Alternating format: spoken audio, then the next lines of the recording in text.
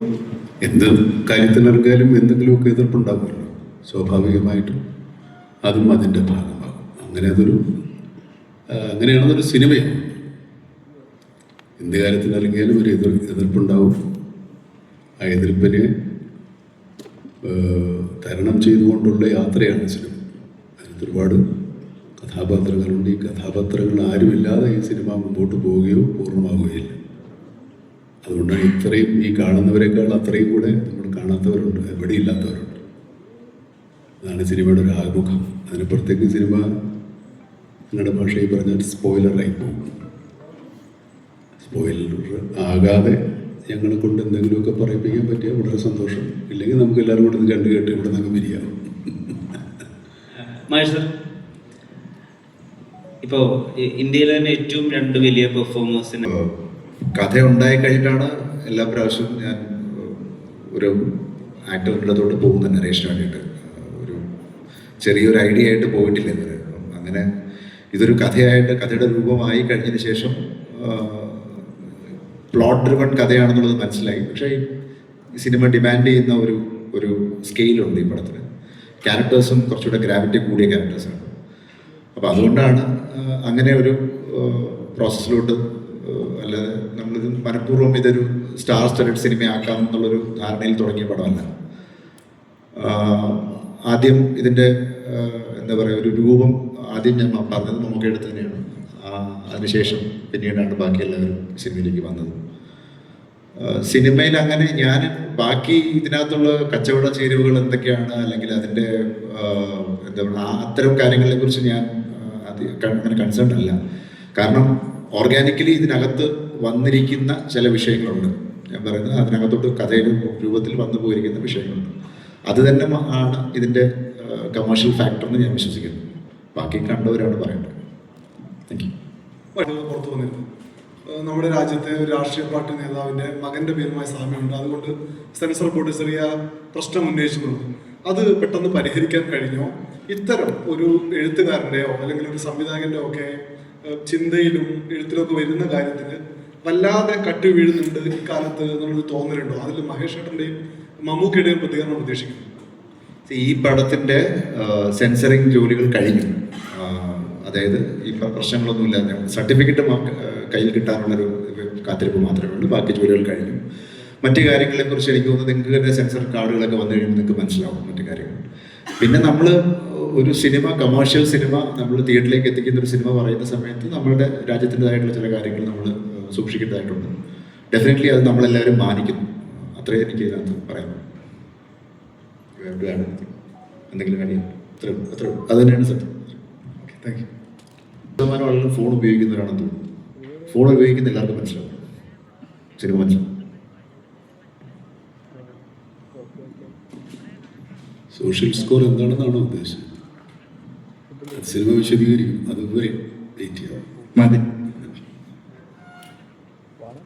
Social elements എന്നൊക്കെ പറയുന്ന ഈ സിനിമയിൽ അതിൻ്റെ ഘടകങ്ങളൊക്കെ മാറിക്കഴിഞ്ഞു.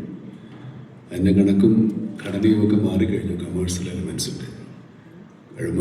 എലമെൻറ്റ്സിൻ്റെയും സ്റ്റാർ വാല്യൂവിൻ്റെയും ഒക്കെ മാനങ്ങളൊക്കെ മാറിക്കഴിഞ്ഞില്ലേ. അതുകൊണ്ട് അതൊന്നും ഈ സിനിമയെ ബാധിക്കാൻ സാധ്യതയില്ല. ഈ സിനിമയെ സംബന്ധിച്ചിടത്തോളം കഥയും കഥയ്ക്കൊത്ത നടന്മാരുമാണ് ഈ സിനിമയിൽ ഉൾപ്പെടുത്തിയിരിക്കുന്നത്. തീർച്ചയായിട്ടും അത് തന്നെയായിരിക്കും ഇതിൻ്റെ ഏറ്റവും വലിയ കമേഴ്ഷ്യൽ ഘടകം.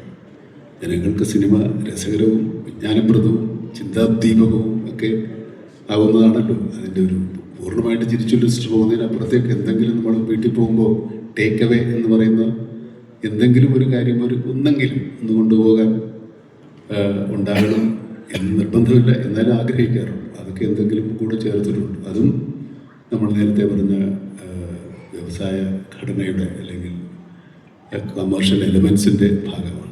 അത് ഈ സിനിമയിൽ ഉടനീളമുണ്ട്. അല്ലെങ്കിൽ ഈ സിനിമ അങ്ങനെയുള്ള ഒന്നാണ്.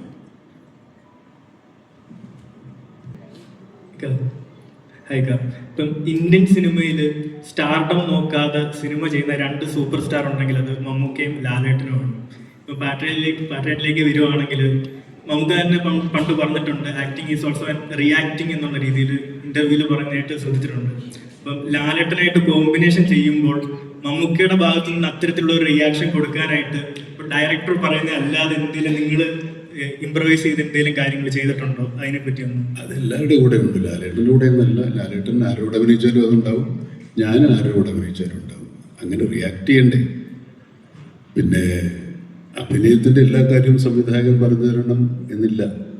നമ്മളദ്ദേഹം ബോധ്യപ്പെടുത്തിയാൽ നമ്മളെന്തെങ്കിലും കാര്യങ്ങൾ ചെയ്തിട്ടുണ്ടെങ്കിൽ അതിൻ്റെ തെറ്റ് തിരുത്തുക മാത്രമേ ഒരുവിധം പരിചയസമ്പന്നരായ സംവിധായകർ ചെയ്യാറുള്ളൂ. അല്ലാതെ എല്ലാവരും അപ്പുറത്തും ഇപ്പുറത്തും മാറിയെന്ന് മോണായിട്ട് കാണിക്കുമെന്നുള്ള ഡയറക്ടർ. നമ്മളുടെ അടുത്ത് നമ്മുടെ സീൻ വായിച്ച് നമ്മൾ പറഞ്ഞ് മനസ്സിലാക്കി അതെങ്ങനെ ചെയ്യും 1, 2, 3 പ്രാവശ്യം കണ്ട് എന്തെങ്കിലും തെറ്റുകളുണ്ടെങ്കിൽ തിരുത്തി അങ്ങനെ ബോധ്യപ്പെട്ടതിന് ശേഷമേ ഇത് ടേക്കായിട്ട് വരുള്ളൂ.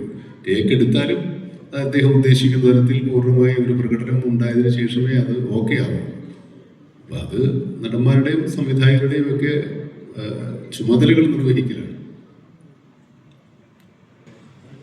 അത് സിനിമ പൂർണ്ണമായിട്ട് കാണുമ്പോഴല്ലേ മനസ്സിലാകത്തുള്ളൂ. സിനിമ ട്രെയിലർ എന്ന് പറയുമ്പോൾ നമ്മളിപ്പോൾ അതിനകത്ത് ഒരു സിനിമയുടെ മുഴുവൻ കഥയല്ലല്ലോ പറയുന്നത്. പിന്നെ ഈ പറഞ്ഞ പോലെ ഈ ഒരു സിനിമ ഒരു ഒരു ഒരു ഒരു പ്രത്യേകതരം സാഹചര്യത്തിൽ ഉണ്ടായപ്പെടുന്നൊരു സാധനമാണ്. അപ്പോൾ അത് സമൂഹത്തിൽ നടക്കുന്ന ചില വിഷയങ്ങളെ ബേസ് ചെയ്തിട്ടാണ് ഞാൻ പലപ്പോഴും സിനിമകൾ എഴുതിയിരിക്കുന്നത്. അപ്പോൾ അതുകൊണ്ട് തന്നെ ഇതിനകത്തും അങ്ങനെ ഒരു വിഷയമുണ്ട്. അത് കണക്റ്റ് ആവുമെന്നുള്ളൊരു വിശ്വാസത്തിലാണ് ഈ സിനിമ എടുത്തിരിക്കുന്നത്. അപ്പം depends on the nature of cinema. ചിലപ്പോൾ ഞാനൊരു പടം കുറച്ചുകൂടെ ഇൻഡി സ്പേസിലായിരിക്കും ചെയ്യുന്നത്, ചിലപ്പോൾ കുറച്ചുകൂടെ കമേഴ്ഷ്യൽ സ്പേസിലായിരിക്കും ചെയ്യുന്നത്. മാറി മാറി ചെയ്യുന്നതാണ് നല്ലതെന്ന് തോന്നുന്നു. അതേപോലെ ഈ സിനിമ അനൗൺസ് ചെയ്ത അന്ന് തൊട്ട് മലയാളികൾ ഏറ്റവും കൂടെ എക്സൈറ്റഡ് ആണ്. ഇതിന്റെ ഓരോ ന്യൂസ് പോസ്റ്ററുകൾ വരുമ്പോഴും ഇതിന്റെ ന്യൂസുകൾ കാണുമ്പോഴും എല്ലാം എക്സൈറ്റഡ് ആണ്. എന്താണ് സംഭവിക്കുന്നത്? മമ്മൂക്ക ലാലേട്ടൻ ഫേസ് ടു ഫേസ് ഉള്ള സിനിമയായിരിക്കുമോ, അല്ലെങ്കിൽ ഒരുമിച്ച് എങ്ങനത്തെ ഒരു കഥാപാത്രമായിരിക്കാം? അത് മാത്രമല്ല ഇത്രയും മലയാളത്തിൽ 2020 ശേഷം ഇത്രയും മൾട്ടി സ്റ്റാർസ് ഒരുമിക്കുന്ന ഒരു വലിയൊരു ചിത്രം കൂടിയാണ്. അപ്പോൾ ആ ഒരു എക്സ്പെക്ടേഷൻസ് ഒക്കെ ഒരുപാട് ഹൈ ആണ് ഓൾറെഡി. അപ്പം ഓരോ കഥാപാത്രത്തിനും ആ സ്ക്രീൻ സ്പേസ് എത്രത്തോളം ഉണ്ടാവും എന്നൊരു ടെൻഷൻ എപ്പോഴും ഉണ്ടായിട്ടുണ്ടോ? അതുകൊണ്ടാണ് ഞാൻ നേരത്തെ പറഞ്ഞത്, കഥ മുഴുവനായതിനു ശേഷമാണ് ആക്ടേഴ്സിലെ അപ്രോച്ച് ചെയ്തിരിക്കുന്നത്. അപ്പം അവരവർക്ക് ചെയ്യാനുള്ള പാർട്ടുകൾ നമുക്ക് നേരത്തെ പറഞ്ഞ പോലെ ഒരു പ്ലോട്ട് ഡ്രിവൺ കഥയ്ക്കകത്ത് എല്ലാവർക്കും താരങ്ങളായിട്ടല്ല കഥാപാത്രങ്ങളായിട്ട് അഭിനയിക്കാനുള്ള സ്പേസ് ഉള്ളതുകൊണ്ടാണ് എനിക്ക് തോന്നുന്നു എല്ലാവരും വന്നിരിക്കുന്നത്. അല്ലാതെ ആരും ഇങ്ങനൊരു കോൺസെപ്റ്റുകൾ ചെയ്തേക്കാം, നമ്മളിങ്ങനെ ഒരു താരനിബിഡമായ സിനിമ ചെയ്തേക്കാം എന്നുള്ള ധാരണയിൽ ഇനിയുള്ള കാലത്ത് എനിക്ക് തോന്നുന്നില്ല മലയാളത്തിൽ അങ്ങനെ സിനിമ ഉണ്ടാവും.